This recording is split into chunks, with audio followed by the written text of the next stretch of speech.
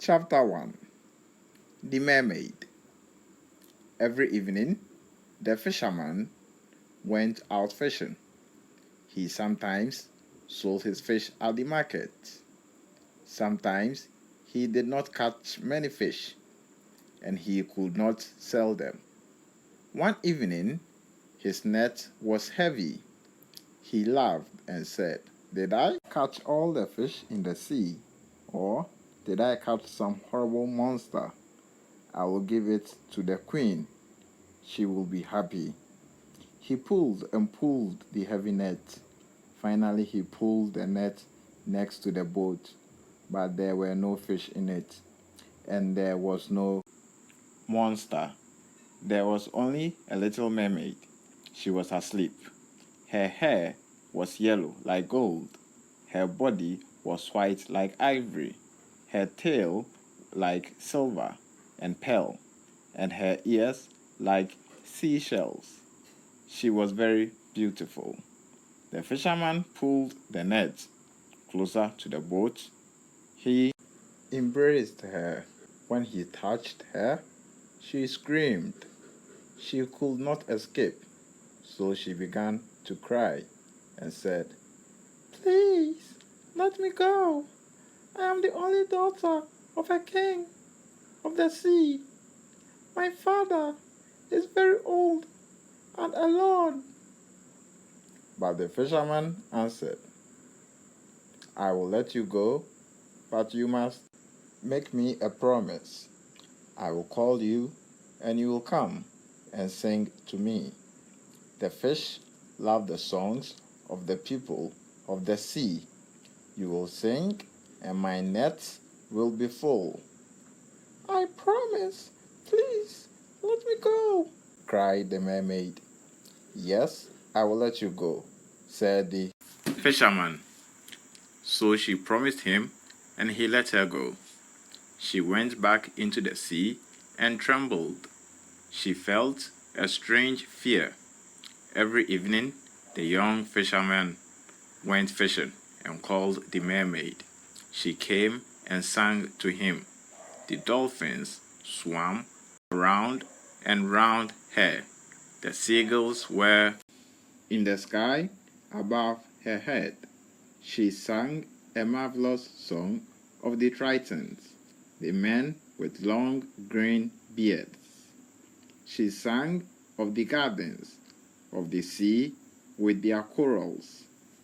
Here the fish swim like silver birds. She sang of the big whales from the cold North Sea, and of the dead sailors in their ships at the bottom of the sea.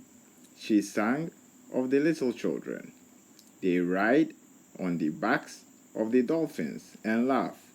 When she sang, the tuna fish came to listen to her. The young fisherman then caught many of them. When his boat was full of fish, the mermaid smiled at him and swam away, but she never came near him. When he tried to catch her, she went into the water like a seal. Each day, her voice became sweeter to his ears. Soon, he forgot his nets and listened to her song. He listened to her until the moon came. One evening, he called her and said, "Little mermaid, marry me, because I love you." But the little mermaid said, "You have a human soul.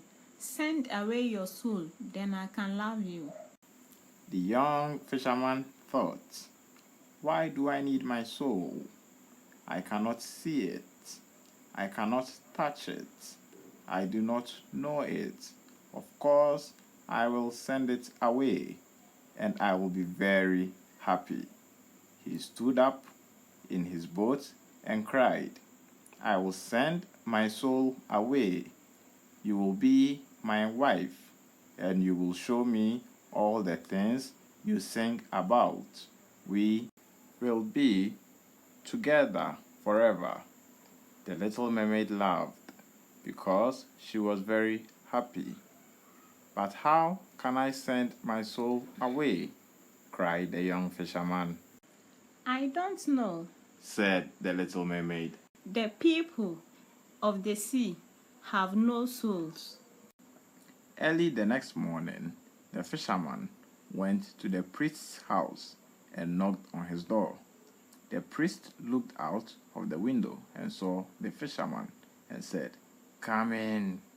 The young fisherman entered and cried to the priest, "Father, I am in love with a mermaid. I cannot marry her because I have a soul. How can I send my soul away? I really do not need it. Why is my soul so important? I cannot see it. I cannot touch it. I do not know it." The priest answered, "Are you mad? God gave you your soul. It is very precious. It is as precious as all the gold in the world. So my son, do not think about this anymore. It is the worst sin. The people of the sea are lost creatures. They are like the beasts of the fields. They do not know what is right and wrong. God didn't die for them." The young fisherman began to cry and said, "Father, the fawns live in the forest and are happy.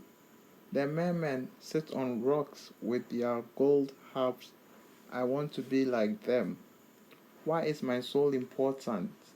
I have a soul, but I cannot have the mermaid, and I love her," he cried. "It's horrible to love your body," cried the priest. "The fawns of the woods and mermen are horrible. I hear them at night. They try to distract me from my prayers. They are lost. I tell you, they are lost. There is no heaven or hell for them. Away, away," cried the priest. "Your mermaid is lost, and you will be lost with her." The young fisherman walked sadly to the marketplace.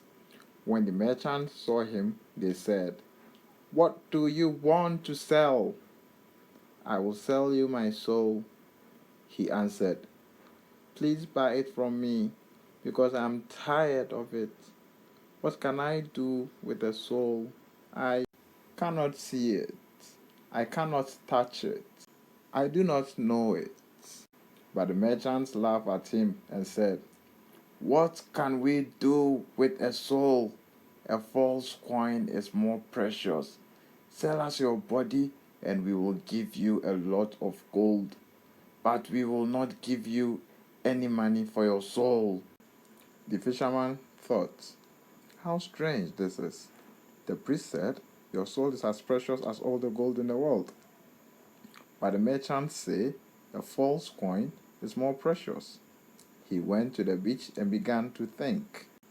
Chapter 2. The Witch. At midday, he remembered that there was a young witch. She lived in a cave and she was very good at magic. He ran quickly to her. "What do you need? What do you need?" she cried. Watch out for part 2 of this compelling series. Please don't forget to subscribe so you don't miss out on the rest of the episode. Let's see what happens to this young man, his soul, the mermaid, and what the witch has to offer.